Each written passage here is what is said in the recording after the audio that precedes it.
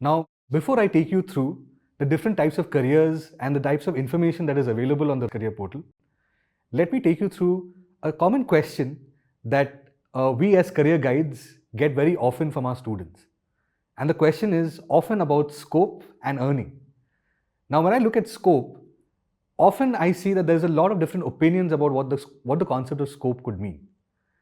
Now, if you dive deeper into the idea of scope, it usually means the number of opportunities for growth, the number of opportunities for earning. However, there is no single career that exists that does not solve a problem for others.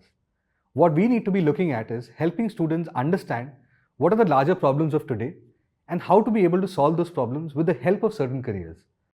Now, let's look at a couple of examples of larger problems in society today. We have 4 large problems that you would find now. We are looking at a problem like hunger.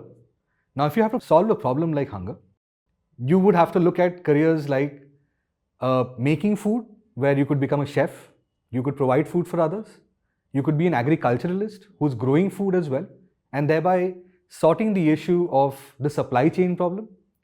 You could be someone who is working in public policy. So, for example, a lot of government schools in India provide the midday meal scheme for students. Now, there were 2 reasons why the midday meal scheme came into practice. Reason number 1, not many students in India, especially in the rural sectors, were getting the kind of nutrition they needed to be able to grow into healthy adults. And the second reason was not enough students were incentivized to come to schools. The midday meal scheme addressed both of those issues together, being able to provide free meals for students that could incentivize them to come and attend school, and also thereby sort the education problem itself. So you could be someone who's working in public policy, you could be a chef, you could be an agriculturalist, you could be someone who's working in food technology and devise new methods of or better methods of storing of food and better scientific methods of transportation of food as well. Unfortunately, some significant amount of food that we grow gets wasted because of unscientific methods of storage and transportation. So someone working in food technology could be someone who is addressing these issues at the core of it. So to summarize, you could be a chef, you could be someone who's working in public policy, you could be someone who's working in agriculture, you could be someone who is a food technologist or a food scientist, and thereby address hunger as an issue at large. Now, let's look at another problem which plagues most of us today, the problem of waste management. Now, you could be someone who is an environmental economist, you could be a chemical engineer, you could again be working in public policy. So, for example, the very simple policy of segregating your waste between wet waste and dry waste has made it much easier for waste management agencies to be able to recycle waste in a far more effective manner. You could also be someone who's working in anthropology, someone who understands human behavior, how they segregate their waste. Because when you look at it, today, the most ideal way of actually segregating waste would not be just wet and dry. There are about 7 different types of plastic itself. Now, if you look at the types of plastic, it would be very difficult for every single family to segregate those types of plastic. But a more simpler method actually got into play, which was to understand that let's make it simpler for the consumer, let's make it simpler for the citizen to be able to segregate the waste better. So somewhere, there is human behavior also at play when you're actually making policies. And of course, you could be someone who's working in public policy itself. So there are so many different pathways to look at when you're actually addressing something like waste management.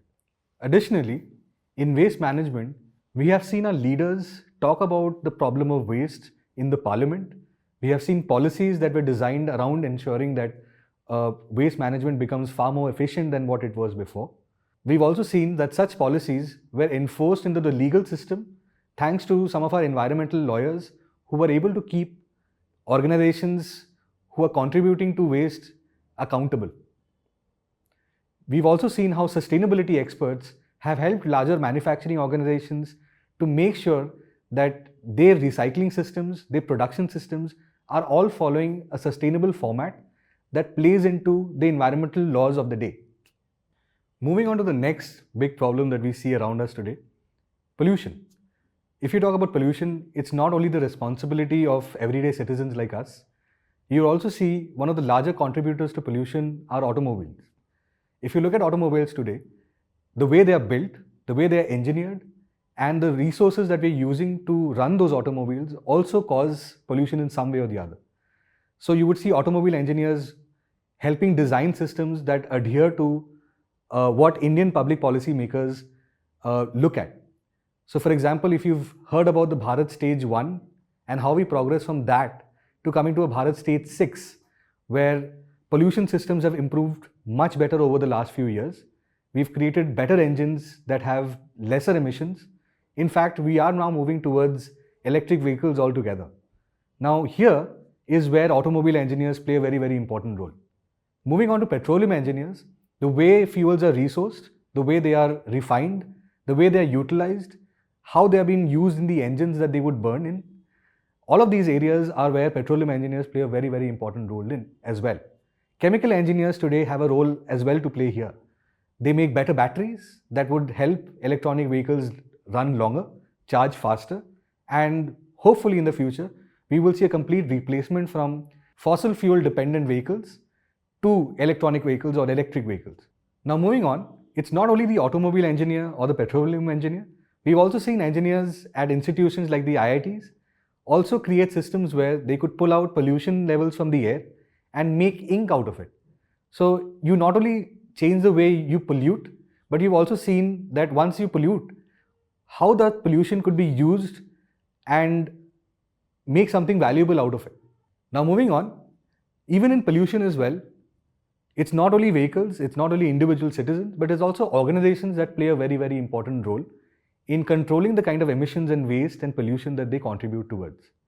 We have legal systems in India, for example, the National Green Tribunal, that create a system where organizations are supposed to adhere to a certain set of regulations, where they are supposed to operate in a certain way. So you see how engineers, how public policists, how lawyers play an important role in this whole space. So additionally, we've also seen how plastic waste could now be utilized in making of roads. Now here you have someone who's coming from the chemical engineering background in trying to build systems that could be far more efficient than before. So we've seen engineers, we've seen public policists, we've seen lawyers, we've seen the average citizen also play a very, very important role in pollution. And you as teachers as well would actually have some role to play in seeing how your students take up these issues at large. Moving on to one of the other problems that we see around us today, something that I feel very strongly about is safety. Now, before I take you through what are the different careers that could affect safety, let me take you through something that I have personally faced before. I usually talk to students from all classes, starting from classes 8 to class 12, to college students, to working professionals. And one of the students that I came across told me that safety is one of the biggest issues that she faces in society today. And I wanted to understand how. What she mentioned to me was that she and her younger brother both go out to play regularly in the evenings, when her mother ensures that she comes back home by 6 in the evening, but her brother, who is about 3 years younger than her, he is expected to come back home probably by 7, 7:30 or 8. The primary concern here is the girl's safety. Now, what are the different types of things that one could do to ensure that people feel, or citizens feel safe? You could have the right laws in place to ensure that there are checks and balances to ensure citizens behave themselves. You could be a journalist who could talk about such problems and thereby highlight issues in certain areas and thereby force governance and policy makers to look at certain issues and try to address them. You could be a teacher who could educate people about safety norms. You could be someone who's teaching people about self-defense as well. You could be someone who's talking to people about their rights and responsibilities as citizens also.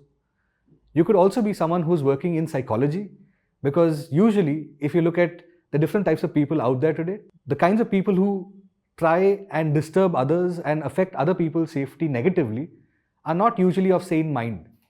So psychology becomes a very, very important role to play here. So psychology is one of the other areas how you could address, or one of the other ways that you could address this issue, where you could provide therapy to people who need such help, who otherwise could be a danger to citizens outside.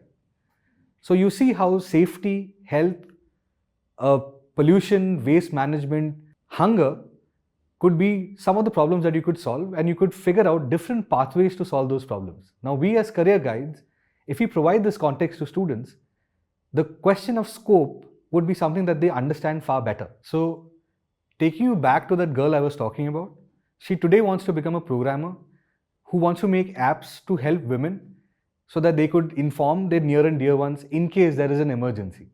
So you see how programmers, lawyers, educators, teachers, psychologists, public policy experts, and law enforcers, all of us could play a very, very important role in ensuring that citizens are safe.